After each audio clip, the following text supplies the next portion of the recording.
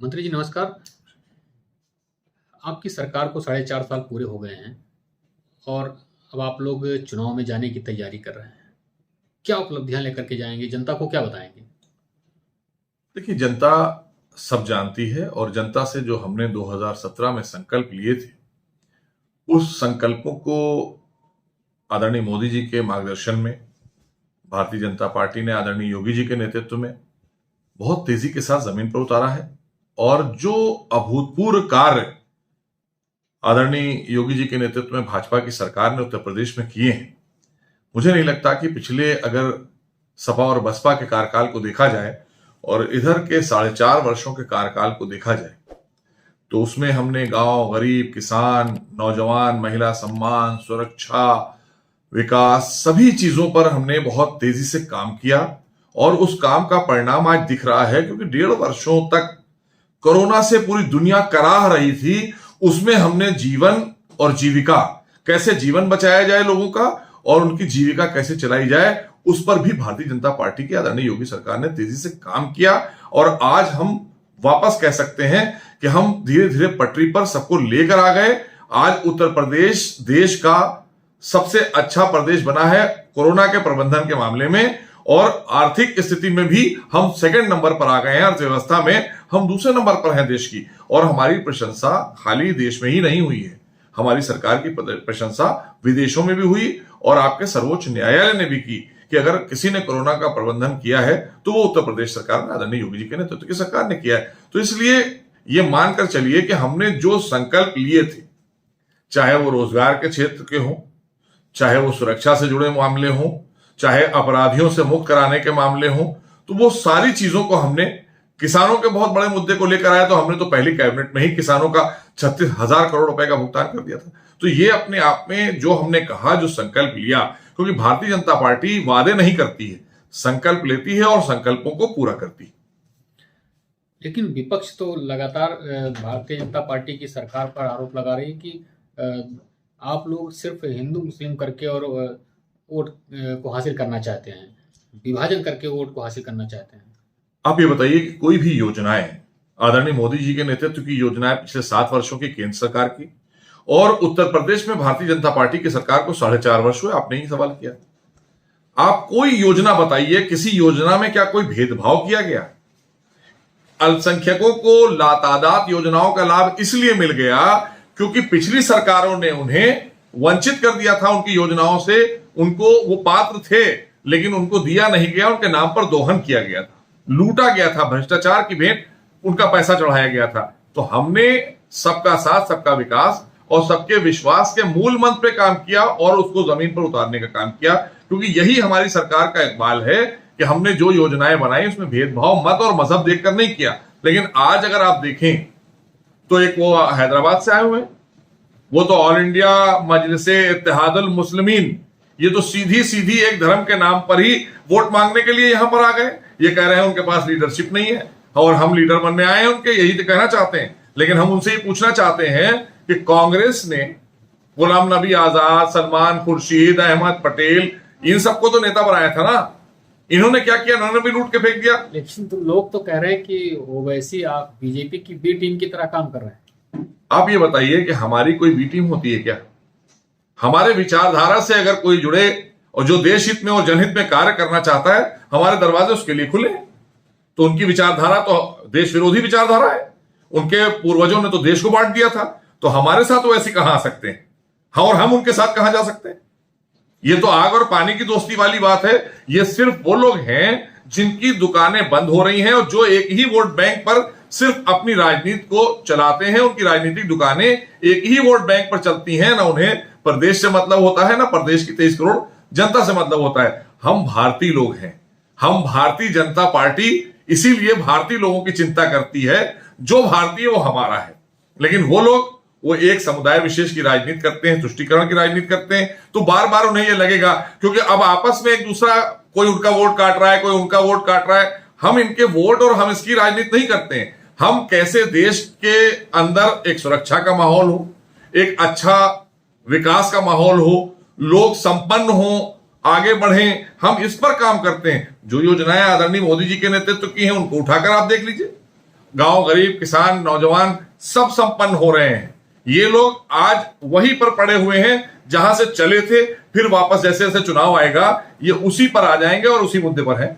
मंत्री जी, क्या वजह है जो अफगान में जो कंडीशन बनी, यहाँ पर जो जिस तरह से बदलाव हुआ है और तालिबान का कब्जा हुआ है, तो उसको लेकर के आपकी सरकार या मुख्यमंत्री योगी आदित्यनाथ जी खुद लगातार इस बात को लेकर के बात रख रहे हैं, तो इसे आप किस नज़रिए से देखते हैं और क्या वजह है जो आपकी सरकार की तरफ से इस तरह से बयानबाजी की जा रही है? देखिए, तालिबान एक क्रूर संस्था का नाम है जिसमें मानवता, आत्मीयता नहीं है और उसको देखकर सारा विश्व का मानव चिंतित है।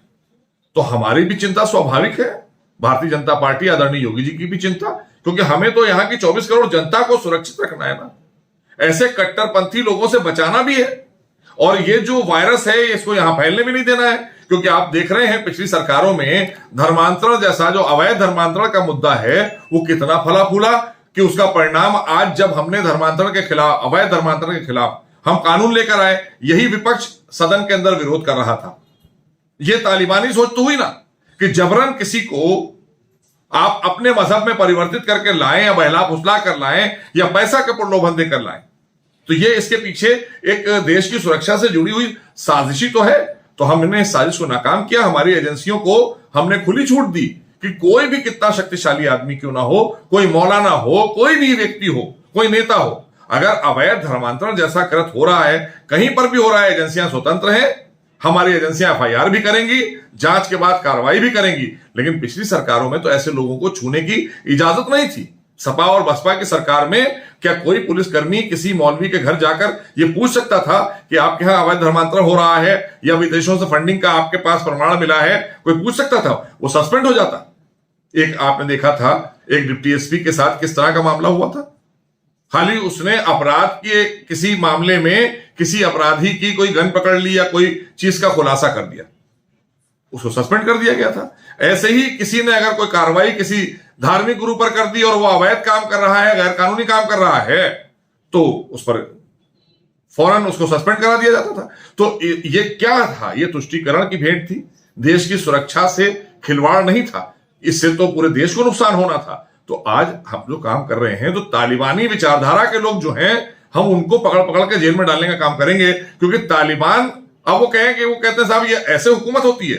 हुकूमत लोकतंत्र में आम जनता के वोट से हुकूमत बनती है। वो तय करेगी कि हम यहाँ सत्ता में रहेंगे कि नहीं रहेंगे। वहां तो तालिबान तय करेगा कि हम सत्ता में रहेंगे और तुम हमारे देश में रहोगे कि नहीं रहोगे।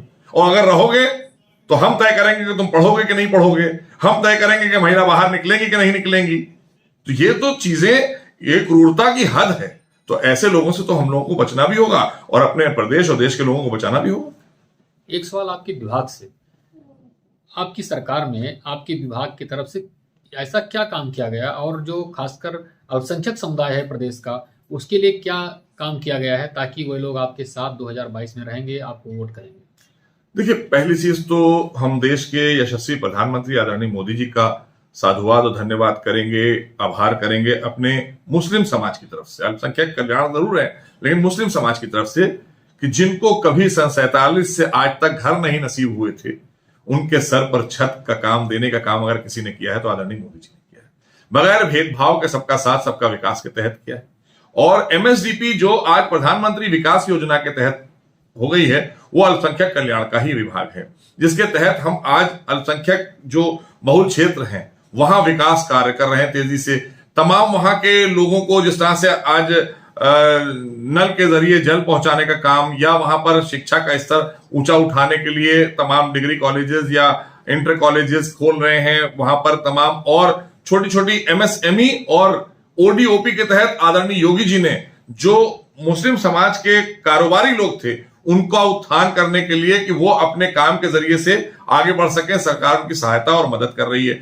और हमने शिक्षा के क्षेत्र में जो हमारे मदरसे थे, उन मदरसों में जो भ्रष्टाचार होता था, हमने सारे मदरसे पोर्टल पर कर दिए। आज 7,000 मदरसे ऐसे थे जो पिछली सरकारों में पेपर पर थे, उनका वजूद नहीं था, लेकिन उसका पैसा, उसका भुगतान, लूट हो रही थी पैसे की, भ्रष्टाचार की भेंट चढ़े हुए थे। ये पैसा किसका जा रहा था? गरीब मुस्लिम समाज के बच्चे जो पढ़ने आते थे उनको मुख्य धारा से जोड़ने का आज प्रयास हो रहा है भारतीय जनता पार्टी की सरकार में, केंद्र के अल्पसंख्यक कल्याण मंत्रालय ने और उत्तर प्रदेश के आदरणीय योगी जी और आदरणीय मोदी जी के जो हमारा केंद्र का मंत्रालय है, मिलकर हम लोग साझा योजनाएं बनाकर इनको आज मुख्य धारा से जोड़ने के लिए एनसीईआरटी की पढ़ाई हमने लागू की है। तो ऐसी तमाम योजनाएं हैं। ट्रिपल तलाक जैसा इशू, आप देखिए ये छोटा इशू नहीं था। ट्रिपल तलाक एक इतना बड़ा मुद्दा था कि जिसको लेकर तमाम हमारी बहनों की जिंदगियां बर्बाद होती थी। एक इंस्टेंटली 3 बार तलाक कह देने पे हो गई। आज एक कानून बन गया है, हम कानून बनाकर लाए हैं। कानून के तहत अब कोई भी काम अवैध करेगा तो वो जेल भी जाएगा और हमारी बहनों को इससे सुरक्षा भी मिल रही है कि वो अब कम से कम अपने आप को सुरक्षित महसूस कर रही हैं कि कोई जबरन तरीके से दिल चाहा उसका और जी भर गया छोड़ दिया, ऐसा नहीं। और तमाम योजनाएं जो हम लेकर आए हैं अल्पसंख्यक कल्याण के लिए वो अभूतपूर्व हैं। और हमने लगभग, अगर आपको हम बताएं तो पिछले हमने 4.5 वर्षों में अल्पसंख्यक कल्याण को लेकर उत्तर प्रदेश सरकार ने 15,000 करोड़ रुपए के काम किए हैं, जिसमें हमने रोजगार भी दिए हैं। हमने तमाम जो हमारे आदरणीय मोदी जी की योजनाएं केंद्र सरकार की बनाई हुई और उत्तर प्रदेश सरकार की बनाई हुई योजनाओं को साथ में साझा किया और साझा करके तमाम विकास कार्य अल्पसंख्यक कल्याण के लिए किए हैं।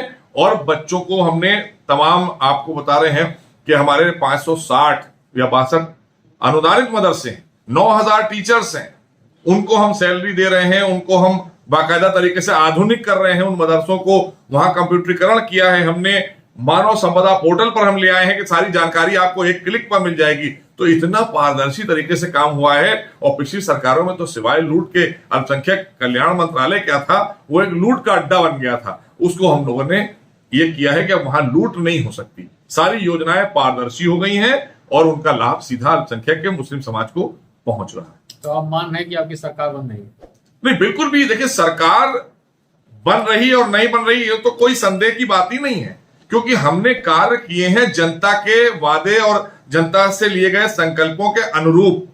और हम फिर मान रहे हैं कि भारतीय जनता पार्टी की सरकार प्रचंड बहुमत की उत्तर प्रदेश में बनेगी, क्योंकि इस सरकार पर पूरी तरीके से उत्तर प्रदेश की 24 करोड़ जनता को अटूट विश्वास हो गया है। सबका साथ तो था ही था, आज पूर्ण विश्वास हो चुका है कि अब यही सरकार है जो हम सबको हर दुख सुख में हमारे साथ खड़ी होने वाली है। अगर कोरोना आएगा तो बचाने भी यही आएगी, हम अगर आर्थिक स्थिति में कमजोर होंगे तो जीविका चलाने भी यही सरकार हमारे लिए खड़ी होगी, क्योंकि ये सरकार का दायित्व है, ये हमारी जिम्मेदारी है। वोट जनता करती है, तय वो करती है कि सरकार किसकी बनेगी, लेकिन सरकार जब वो अपने अनुरूप कोई सरकार बनाती है और सरकार अगर उसके संकल्प पर खरी उतरती है, वो है भाजपा। भारतीय जनता पार्टी की सरकार ऐसी है जो अपने संकल्पों को पूरा करती है और हमने पूरा किया। हमें पूर्ण विश्वास है कि हम उत्तर प्रदेश में प्रचंड बहुमत की सरकार बनाएंगे और भारतीय जनता पार्टी की सरकार 22 में पुनः बनेगी। बहुत बहुत शुभकामनाएं हमारी तरफ से आपको। नमस्कार बातचीत करने के लिए। Thank you.